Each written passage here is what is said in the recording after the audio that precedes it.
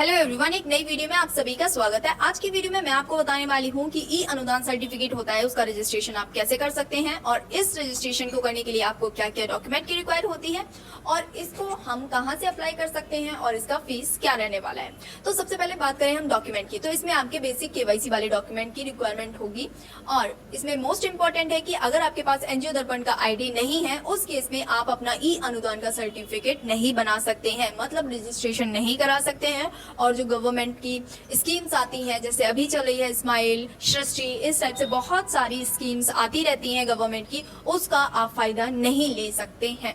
तो सबसे पहले आपको, अगर आपने अभी तक एनजीओ दर्पण का रजिस्ट्रेशन नहीं कराया है तो उसको कराइए। अगर आपका नॉन प्रॉफिटेबल फंड है या फिर ऑर्गेनाइजेशन है या आप वर्क करते हैं एज अ ट्रस्ट, तो उसके डॉक्यूमेंट लगेंगे और साथ में आपके जो केवाईसी डिटेल है उसके बेसिक डॉक्यूमेंट रिक्वायर्ड होते हैं। अब बात करते हैं कि इसको हम कहां से बनाते हैं। तो गवर्नमेंट की ऑफिशियल वेबसाइट है ई अनुदान, इसके थ्रू हम बनाते हैं। अब बात करते हैं कि ये क्या ऑफलाइन भी बनती है या ऑनलाइन ही होती है। तो आजकल आपको पता ही होगा सारी चीजें ऑनलाइन ही हैं और ये भी ऑनलाइन प्रोसेस है। 100% ऑनलाइन मोड पे बनाया जाता है। इसको कहीं आपको जाने की रिक्वायरमेंट नहीं है, किसी ऑफिस विजिट करने की रिक्वायरमेंट बिल्कुल भी नहीं होती है। अब बात करते हैं कि फीस कितनी जाती है। ये डिपेंड करता है कि आप किससे बनवा रहे हैं, सीए से बनवा रहे हैं, अपने लोकल में बनवा रहे हैं या कहाँ से बनवा रहे हैं। तो वो टोटली अथॉरिटीज पे डिपेंड करता है कि वो कितना अपना फीस रखती हैं। मार्केट में 1000 से 2000, 3000, 4000 डिपेंड करता है कि आप सर्विस कहाँ से ले रहे हैं, वो उतना चार्ज कर सकते हैं। तो चलिए स्टार्ट करते हैं प्रोसेस को और देखते हैं ई अनुदान का रजिस्ट्रेशन हम कैसे कर सकते हैं। चलते हैं इसके अनुदान।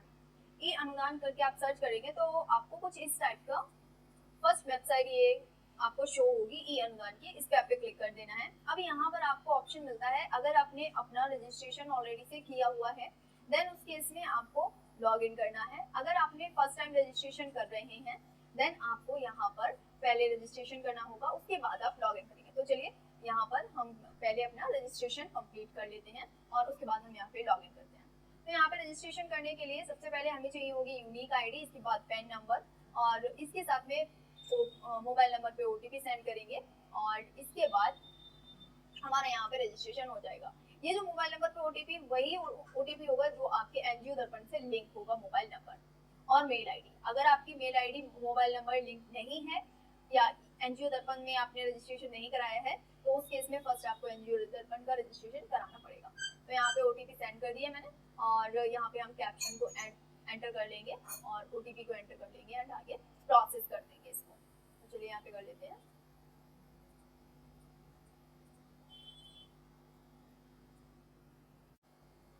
जैसे ही आप ओटीपी एंटर कर देते हैं उसके बाद आपको यूजर आईडी बनाने का ऑप्शन मिलता है, इसके बाद पासवर्ड अपना बनाने का ऑप्शन मिलता है। तो अभी हम यहाँ पे यूजर आईडी और पासवर्ड बनाएंगे जिसमें आप स्पेशल कैरेक्टर्स, अंडरस्कोर और डॉट्स, @ इन सब का यूज कर सकते हैं। इसमें एक मस्ट है कि आप मेन लेटर यूज करें और बाकी स्मॉल में। तो यहाँ पे हम अपना यूनिक नेम बना लेते हैं और इसका यूनिक सा पासवर्ड बना लेते हैं। अभी जो आपने एनजीओ दर्पण में अपना डिटेल एंटर किया है वो ऑटो फैच हो जाता है। यहाँ पे अगर आप देखेंगे तो ऑटोमेटिकली यहाँ पे डायरेक्टर का डिटेल, अगर आपके डायरेक्टर हैं तो डायरेक्टर का डिटेल, अगर ट्रस्टी हैं तो यहाँ पे ट्रस्टी का डिटेल ऑटोमेटिकली आ जाएगा। तो इसको यहाँ पे अपडेट करना है, बस यूजर नेम पासवर्ड बना के हम इसमें लॉग इन करेंगे। चलिए लॉग इन कर लेते हैं।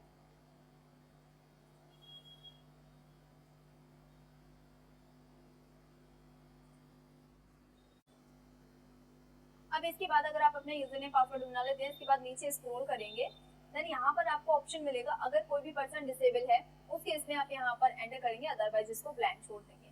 नेक्स्ट इसके बाद आपको यहाँ पे मेंशन करना है किस फील्ड में या प्रोजेक्ट में आप वर्क करना चाहते हैं या अभी तक आपने वर्क किया है। प्रोजेक्ट डिटेल यहाँ पर एंटर करनी है। चलिए एंटर कर लेते हैं यहाँ पे डिटेल्स।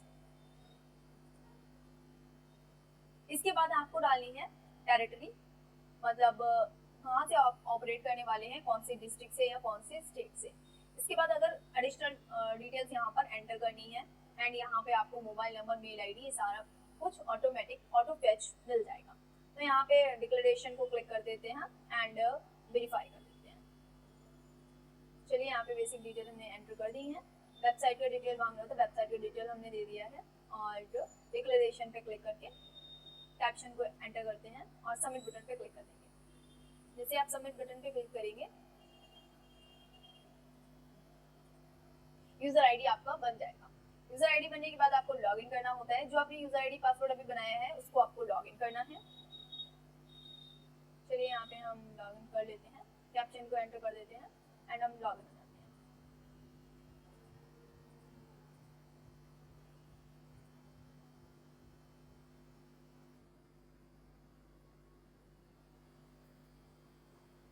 लॉगिन होने के बाद कुछ इस टाइप का आपको डैशबोर्ड दिखेगा। योर एप्लीकेशन में यहाँ पर आपको अपना फॉर्म दिखेगा जिसमें आपका फर्स्ट रहता है नीति आयोग का,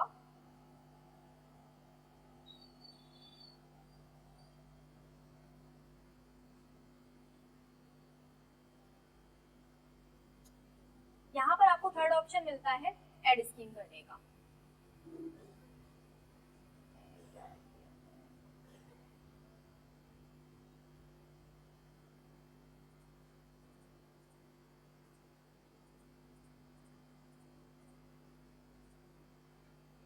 लॉगिन करने के बाद आपको कुछ इस टाइप का इंटरफेस दिखेगा। इसमें आपको ऐड स्कीम पे जाना है। जिस भी स्कीम के लिए आप एलिजिबल हैं उसको ऐड करना है। तो अभी मैं यहाँ पर सृष्टि और स्माइल जिसके बारे में मुझे पता है उनको यहाँ पर ऐड कर लेती हूँ और सबमिट कर देती हूँ। इसके बाद यहाँ पे आपको स्कीम ऐड हो जाएंगी और ये दिख जाएंगे आपको, आपकी न्यू रजिस्ट्रेशन स्कीम के अंडर हो गए। इसके बाद आपको एंटर करनी है बैंक डिटेल। तो चलिए यहाँ पे बैंक डिटेल ऐड कर लेते हैं। जो भी आपका बैंक डिटेल है वो यहाँ पे आप ऐड कर देंगे, जिस भी बैंक से आपका है। जैसे मेरे केस में ये है स्टेट बैंक का। जिस भी बैंक से आपको रिलेटेड करना है, जिस भी बैंक से आपको लिंक करना है वो यहाँ पे बैंक डिटेल अपना डाल देंगे। प्रॉपर बैंक डिटेल डालिएगा क्योंकि इसमें अगर आपको फंडिंग लेनी है या फिर आपको अप्रूवल मिल जाता है तो आपको उसी में फंडिंग वगैरह मिलेगी।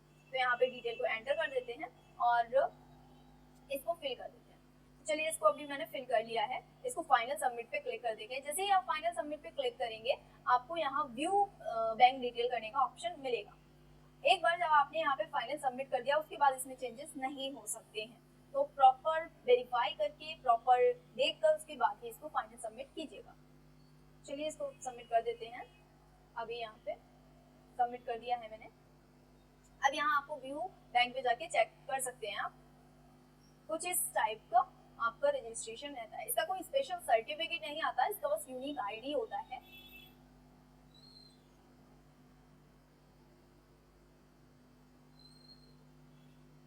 अब यहाँ आप जाके सपोर्ट एक्स पे चेक कर सकते हैं। नीचे आपको बहुत सारे ऑप्शन मिल जाएंगे क्योंकि यहाँ पर अभी कोई भी प्लान या फिर कहीं गवर्नमेंट का प्रोजेक्ट नहीं आया है। इन फ्यूचर जैसे ही आते हैं यहाँ पर अपडेट हो जाते हैं, तो यहाँ आप जाके चेक कर सकते हैं। आप ये जो आपको यूनिक आईडी दिख रही है ये हमारी एनजीओ दर्पण की आईडी है और ये आईडी जो है रजिस्ट्रेशन नंबर ये हमारा नीति ई अनुदान का रजिस्ट्रेशन नंबर है। यही वो नंबर है जिसको आप यूज करेंगे। इसका कोई सर्टिफिकेशन नहीं होता है। जैसे एनजीओ दर्पण का कोई स्पेशल सर्टिफिकेट नहीं आता है वैसे ही इसका नहीं आता है कुछ भी। बस यही एक रजिस्ट्रेशन नंबर होता है जिसके थ्रू आपको लॉगिन करना है, फंडिंग लेनी है। तो इसी नंबर को आपको संभाल के रखना है या ये कहें यही आपका प्रॉपर डिटेल इसके अंदर है। तो ये हमारा प्रोसेस कंप्लीट हो गया है। होप आपको वीडियो अच्छी लगी होगी। मिलते हैं नेक्स्ट वीडियो में। Thank you for watching.